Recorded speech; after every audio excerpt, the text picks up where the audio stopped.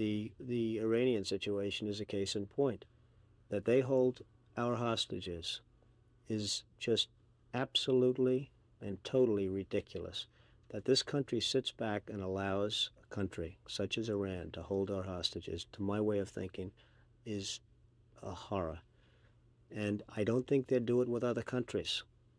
I honestly don't think they'd do it with other countries. Obviously, you're advocating that we should have gone in there with troops, etc., and brought our boys out. I absolutely feel that, yes. I don't think there's any question, and there's no question in my mind.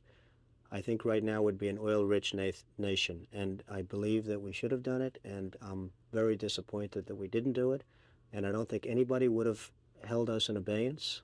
I don't think anybody would have been angry with us, and we had every right to do it at the time. I think we've lost the opportunity. Donald, would you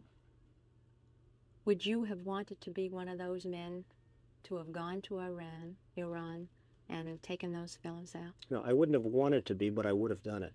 Would you? Absolutely.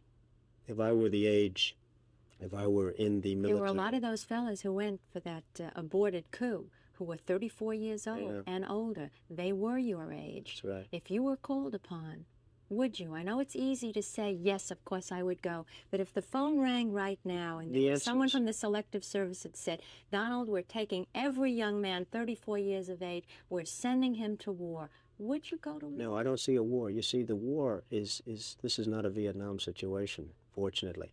The war, in fact, with Iraq. There is a war waging here right now. Oh, yes, there is a war, and it's a war where nobody has any tanks, has any guns. It's a war where everyone's standing around. That would have been the easiest victory we would have ever won, in my opinion. When I look at television, I see men being shot up, legs being blown off. You're talking about two non-existent armies. I mean, Iran has an army composed of American equipment without parts and without anything else, and Iraq has a very weak army, and they're just really fighting each other. I mean, it's almost hand-to-hand combat. If you see now, they've run out. It's a sad situation, Rona, but it's a situation which ultimately is going to get much worse. That little sparkle of war, that little sparkle is going to lead, in my opinion, to a much, much greater conflict, and I think that's very unfortunate.